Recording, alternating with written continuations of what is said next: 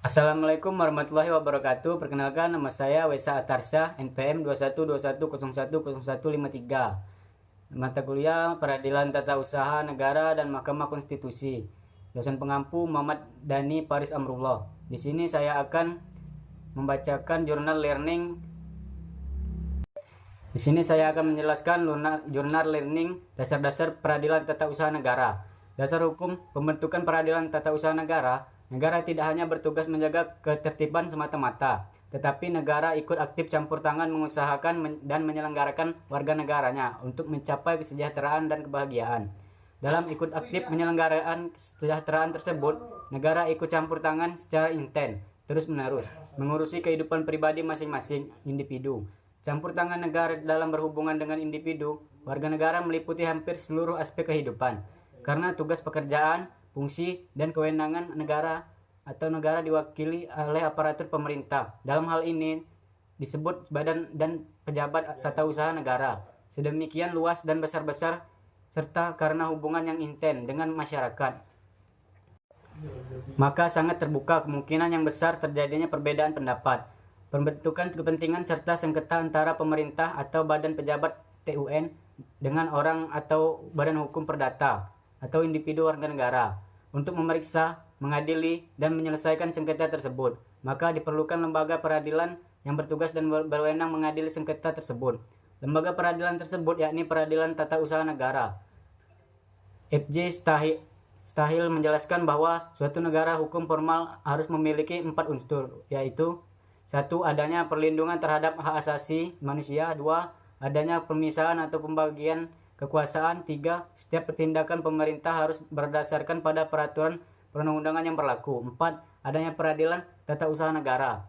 Indonesia sebagai negara hukum memiliki dasar konstitusional pembentukan peradilan tata usaha negara, yaitu dalam pasal 24 Undang-Undang Dasar 1945 yang menyatakan 1. Kekuasaan kehakiman merupakan kekuasaan yang merdeka untuk menyelenggarakan peradilan guna menegakkan hukum dan keadilan. 2. Kekuasaan kehakiman dilakukan oleh sebuah Mahkamah Agung dan badan peradilan yang ada di bawahnya dalam lingkungan peradilan umum, lingkungan peradilan agama, lingkungan peradilan militer, lingkungan peradilan tata usaha negara, dan oleh sebuah Mahkamah Konstitusi.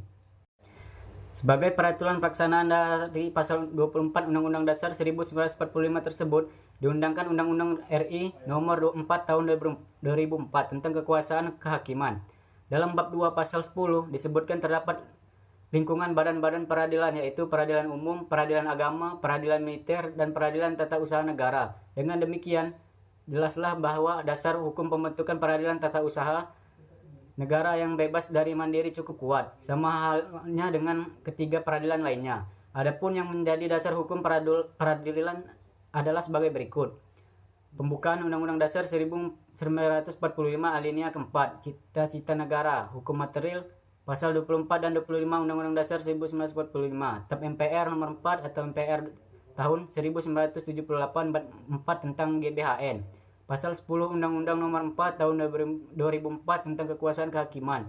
Undang-Undang nomor 5 tahun 2004 tentang Mahkamah Agung.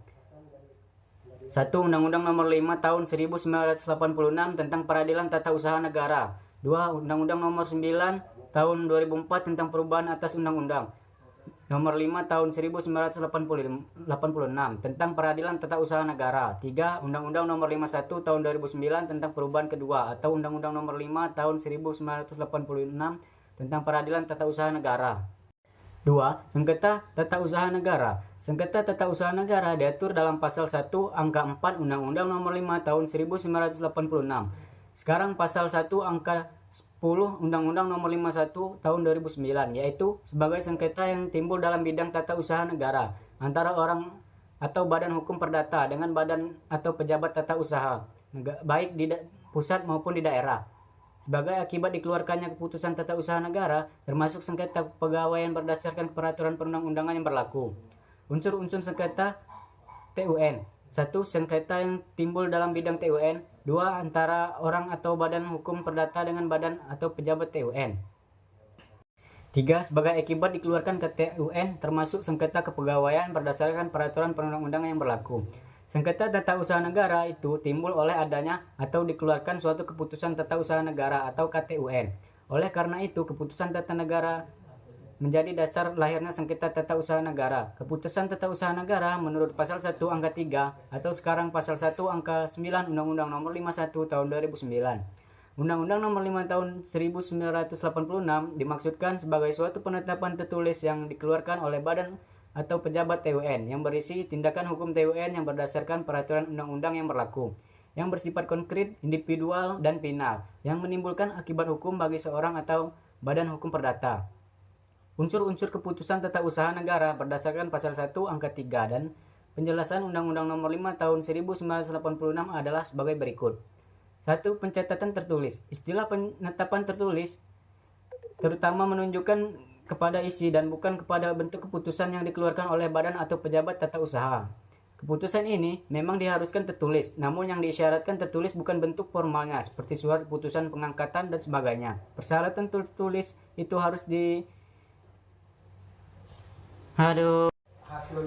Dua, dikeluarkan oleh badan atau pejabat tata usaha negara. Badan atau pejabat tata usaha negara adalah badan atau pejabat di pusat dan daerah yang melakukan kegiatan yang bersifat eksekutif. 3. Berisi tindakan hukum tata usaha negara.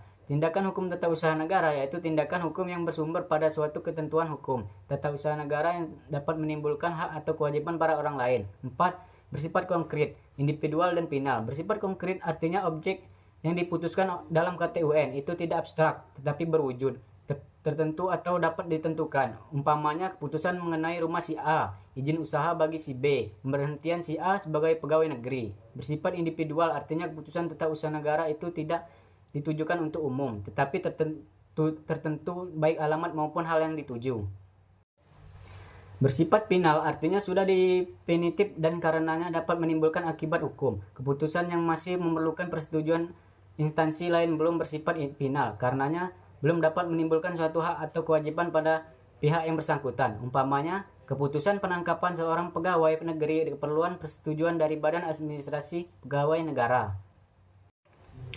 Menurut pasal 2 yang tidak termasuk dalam pengertian keputusan tata usaha negara menurut undang-undang ini, A. Keputusan tata usaha negara yang merupakan perbuatan hukum perdata. B. Keputusan tata usaha negara merupakan pengaturan yang bersifat umum. C. Keputusan tata usaha negara yang masih memerlukan persetujuan. D. Keputusan tata usaha negara yang dikeluarkan berdasarkan ketentuan Kitab Undang-Undang Hukum Pidana atau Kitab Undang-Undang Hukum Acara Pidana atau peraturan perundang-undang lain yang bersifat hukum pidana. E. Keputusan TUN yang dikeluarkan atas dasar hasil pemeriksaan badan peradilan berdasarkan ketentuan peraturan perundang-undangan yang berlaku.